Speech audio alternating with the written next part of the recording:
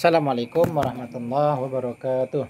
Waalaikumsalam warahmatullahi wabarakatuh. Bismillahirrahmanirrahim. Alhamdulillahi rabbil alamin wa bihi nasta'in wa ala umuri dunya waddin. Asyhadu an la ilaha illallah, asyhadu anna Muhammadan abduhu wa rasuluhu.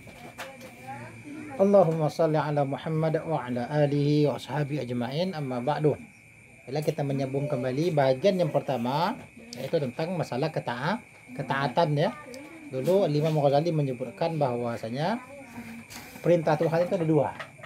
Ada yang fardu, ada yang nawafil ya. Nah, kemudian nanti untuk mendekati Tuhan itu melalui yang fardu-fardu, kemudian ditambah lagi dengan yang sunnah-sunnah.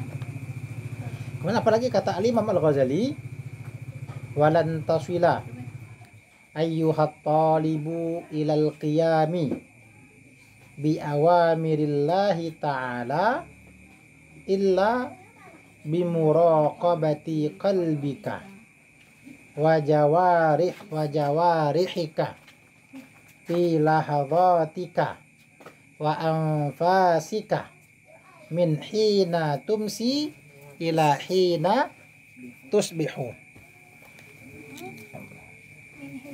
Min hina tumsi ila hina tusbihu, min hina tusbihu ila hina tumsi. Begitu kan itu? Apa balik dia? Tusbihu dulu baru tumsi ya. Kalau di kita ngidir tumsi dulu kan? Tusbihu juga dulu ya. Ya, bolehlah tusbihu lah dulu ya. Kemudian walan taswila ayyuhat talibu ilal qiyami fi awamirillahi ta'ala illa bimuraqabati qalbika wa jawarihika fi lahadhatika wa anfasika min hina tusbihu ila hina tumsi. Begitu ya? Walan taswila, dan engkau tidak akan sampai. Lan itu tidak ya. Kemudian taswila, engkau akan sampai, artinya engkau tidak akan bisa sampai. Tidak akan sampai maknanya engkau benar-benar tidak akan sampai. Siapa engkau di sini? Ayyuhat talibu, wahai penuntut ilmu. Artinya Imam Ghazali seakan-akan sedang berbicara dengan kita. Wahai para pelajar, wahai talib, wahai penuntut ilmu, engkau tidak akan bisa sampai. Sampai kemana kita tidak akan bisa? Ilal qiyami, kepada menegakkan. Ya, kepada mendirikan, kepada menegakkan. Apa yang kita tegakkan, apa yang tidak bisa kita tegakkan itu, apa yang tidak mampu kita dirikan itu, bi awamirillahi ta'ala. Kita tidak akan bisa, tidak akan mampu menegakkan dengan awamirillahi ta'ala, dengan perintah-perintah Allah Ta'ala. Kita tidak mampu menegakkan perintah wajib. Begitu juga kita tidak akan mampu dan tidak akan sampai, tidak akan bisa menegakkan perintah-perintah sunnah illa, kecuali. Artinya benar-benar perintah itu tidak akan mampu berdiri. Kita tidak bisa menegakkannya. Kita tidak bisa mendirikan baik perintah sunat maupun perintah wajib itu dengan sebenar-benar tegak. Itu kan qiyam dia, tidak menggunakan lafaz fa'ala. Ya, bukan kepada sana ilal fi'li, bukan kepada mengerjakan. Kalau mengerjakan semua orang bisa. Tapi menegakkan dengan sebenarnya ini yang sulit. Makanya sholat itu kan iqamis sholat, bukan wa fi'lis sholat. Sholat itu kan maknanya bukan fi'il ya. Qiyam ya. Qiyam dia. Maka kan disebutnya iqamah, bukan fi'alah. Kan? Qarqamatis sholat bukan qad fa'alatis sholat, bukan. Gunakan kata qoma, artinya menegakkan. Karena kalau tegak pasti sempurna dengan baik. Tapi kalau mengerjakan belum tentu tegak. Asa kerja be. Belum maknanya ya, belum maknanya qoma. Ya. Illa bimuraqabati qalbika. Ya, tidak akan tegak baik itu wajib maupun itu sunnah, perintah-perintah Tuhan tadi, kecuali bimuraqabah, dengan muraqabah. Apa yang muraqabah itu? Qalbika, hatimu. Kita tidak akan mampu menegakkan itu kecuali hati kita muraqabah, senantiasa merasa terawasi. Ya, kita melakukan pengawasan hati. Makanya kan yang simbol waspada itu kan hati-hati. Ya kan? Dalam berkendara yang melihat pakai apa kita? Pakai mata. Tapi peringatannya apa? Bukan mata-mata. Tapi hati. Artinya yang pentingnya muraqabah qalbika. Memperhatikan, mengawasi hatimu. Karena kadang-kadang mata bisa saja melihat, tapi hati belum tentu melihat. Ya kan, kita lihat citra, buat mata boleh saja memandang citra, karena susi tidak ada kan. Ya, malamnya citra lah pula, kita lipat terus ya. Ya, ketika kita melihat citra, mungkin mata kita melihat, tapi hati kita belum tentu kezipa. Iya, kata Faisal ya. Jauh di mata, dekat di hati. Iya.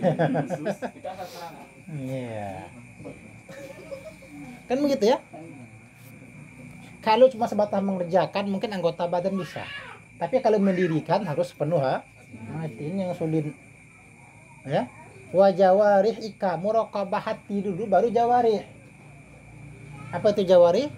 Anggota tubuh yang lain, baru jawarih, baru tangan, baru kepala, kaki dan segala macamnya.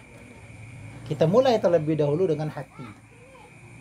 Makanya kata orang, percuma kalau pakai jilbab kalau hatinya belum dijilbabkan. Iya. Macam mana jilbabkan hati ya?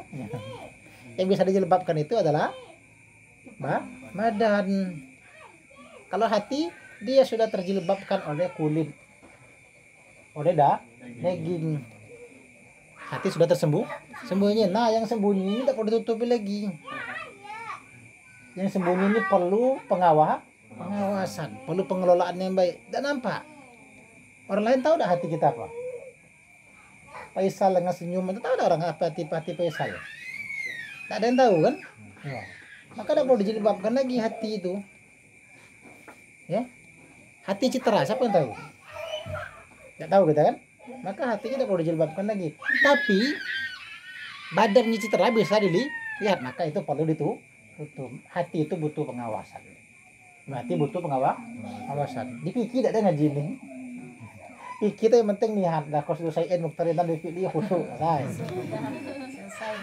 Ada banyak cerita. Kita coba mengiringi gerakan jawarih kita, anggota badan kita dengan muraqabah. Nah, di fikih muraqabahnya agak kurang. Bukan tak bahas ya, memang wilayahnya bukan wilayah itu. Wilayah fikih bukan di sini. Itu artinya perlu dampingi kan begitu ya. Hukum Tuhan itu kan ada 3. Hukum Islam itu ada 3. Satu hukum apa? Hukum i'tiqad namanya. Hukum keyakinan. Hukum Islam itu bukan hanya potong tangan. Hukum Islam bukan cuma fikih. Fikih itu sebagian. Ya, syariah itu ada 3 hukum syariah itu. Anehnya fakultas syariah kok masalahnya hukum pidana, hukum perdata, perbandingan mazhab. Itu syariah dalam makna sempit. Ya, syariah itu satu dia bicara tentang akidah. Keyakinan. Siapa yang disembah itu? Siapa Allah itu? Ya kan? Itu ada hukumnya. Itu ada hukumnya. Nanti ada juga wajib di sana. Ya. Cuma tidak ada sunan dalam hukum i'tiqad. Hukum i'tiqad itu ada 3. 1 wajib, 2 tidak ada sunan, tidak kasih tahu. 1 wajib, 2 jaiz, yang ketiga mustahil. Hukum tauhid cuma 3, wajib, jaiz, mustahil. Ya kan? Allah wajib ada. Kalau begitu Allah mustahil tidak ada. Nah, tidak usah panjang-panjang, kita belum ada pengajian tauhid. Nanti hukum yang kedua, hukum amaliyah. Nah, inilah yang dikenal dengan fikih ya. Hukum syariat yang kedua itu hukum syariat amaliyah. Inilah yang disebut dengan fikih. Nanti ilmu yang pokok setelah itu adalah fikih. Baru kita sholat, kita zakat, haji, dagang, jual beli ya. Hutang piutang, perang, itu masuk hukum amaliyah. Walaupun amaliyah ada di sini. Ya, sudah amaliyah itu miftahul jannah lagi ya. Kalau mau masuk surga beramal dulu. Jangan cuma bermimpi. Ya, kemudian nanti hukum yang ketiga adalah hukum khuluqiyah. Hukum khuluqiyah itu hukum akhlak, itu hukum syariat 3. Jadi fakultas syariat itu terlalu sempit maknanya kalau cuma bicara hukum amaliyah saja. Usuluddin itu hukum i'tiqadiyah. Ya, usuluddin itu bahas hukum i'tiqadiyah tuh, filsafat nah ya. Kemudian ilmu kalam nah, itu kan hukum i'tiqadiyah ya. Tapi di sini ada enggak hukum khuluqiyah? Ada ya? Enggak ada ya? Iya. Bahasnya sastra ya. Sasro ya. Ya mungkin diambil alih sama fakultas tarbiyah mungkin ya. Ya mungkin diambil kan nanti kan ada etika, ada adab ya, ada moral, ada akhlak, itu wilayah hukum khuluqiyah. Jadi kalau bicara hukum syariat, hukum Islam itu 3 itu. 3 itu ya. Nah, kita sekarang sedang berusaha masuk kepada hukum khuluqiyah ini. Kita ini hukum khuluqiyah mengiringi hukum amaliyah ya. Tuh. Nanti ada hukum amaliyah, ada hukum indah ya, ada hukum laila, ada hukum Zaifah, hukum Faisal ada ya. Hukum Faisal botak lah ya. Hukum Faisal botak ya. Tuh. Artinya perlu muraqabah. Apa namanya, pengawasan hati. Makanya itu kan rambu lalu lintas itu hati-hati. Karena mata boleh lihat ke jalan, tapi pikiran alay, hati tak kemana-mana. Maka lambangnya hati-hati. Betul tak? Terjadi kecelakaan itu kan para pengendara rata-rata matanya kemana? Ke jalan semua kan? Tapi hatinya, nah itu yang tak tahu kemana-mana. Mata boleh lihat jalan ya. Mata boleh lihat ya jalan, hatinya tidak ya. Anggota badannya boleh saja fokus, tapi hatinya kemana-mana. Nah begitu juga dalam melaksanakan awamirillah, perintah-perintah Tuhan itu, hati dan anggota harus jalan beriringan. Ya kalau hati saja khusyuk, badan tak kemana-mana, tidak jadi juga. Jangan tidur tuh ya. Orang nyuruh khusyuknya ya. Sekali tengok deh, tidur sujud ya lamun ya. Saking khusyuk sujudnya terlalu lama, orang salam dia masih sujud juga lagi. Lah hadi mulai bapak sangkaan jangan-jangan ini meninggal dalam kondisi sujud. Nur Fatimah ya. Sekali tengok deh, tidur dah tuh. Jadi kata orang ya kecewa para penonton. Kadang-kadang begitu ya. Kadang-kadang orang kecewa juga ya. Kira mati tapi hidup orangnya. Kecewa pula kalau orangnya tidak jadi mati ya. Ngapa jadi? Tuh. Penting muraqabah anggota badan tapi didahului dari hati ya. Itu mananya qiyam. Kalau tidak gitu tidak bisa qiyam dah. Kalau cuma jawahri saja itu mungkin ilal fi'li saja. Bil fi'li bi awamirillah ya. Ilal fi'li saja itu hanya mengerjakan, belum sampai qiyam ya. Makanya yang ibadah malam itu namanya qiyamul lail, bukan fi'lul lail. Ya. Qiyamul lail artinya sungguh-sungguh. Maka disuruh tidur dulu. Biar betul-betul sungguh-sungguh gitu. Makanya qiyamul lail bukan fi'lul lail. Ya kan? Bukan sahrul lail istilahnya, istilah ibadahnya tuh. Aktivitasnya sahrul lail memang, tapi ibadahnya bukan sahrul lail tapi qiyamul lail. Kalau cuma begadang ya main PS begadang juga. Jago pos ronda begadang juga. Sahar juga kan? Ya. Tapi dia belum qiyamul lail. Dia pergi pos ronda bawa sejadah salat ya. Ke tasbih ya. Enggak jadi orang maling. Macam ni penjagonya tadi ya. Kalau zikir panjang macam tu banyak apa khodam. Oh. Ya masalahnya Hadi kan begadang dia baca burda ya. Baca burda itu baca Yasin Fadilah gitu gitu. Baca mana tim. Yang ronda semalam apa nama kitab Dalail sama buatnya. Oh. Lengkap dengan 8 hizib gitu ya. Tamat semalam. Tamat itu. Kalau ronda tamat semalam. Itu bisa tamat dalam semalam ya. Nah. Atau kitab Bidayah dibaca dari awal sampai habis 3 kali khatam ya. Fi lahadhatika wa anfasika. Dalam lahadhatika. Lahadat itu maknanya pandangan kita ya, dalam pandangan engkau, wa anfasika, dan dalam napas engkau. Artinya ya kita perlu mengawasi hati, mengawasi anggota badan dalam pandangan kita dan dalam napas kita ya. Artinya selalu dalam keadaan sadar. Sadar tak kalau bernapas? Indah. Tuh. Nah, dia sadar kan? Dia sadar tak? Baru sadar kalau dia bernapas. Itu menunjukkan betul lah manusia itu maknanya insan ya. Apa tuh insan? Lupa. Bernapas lupa.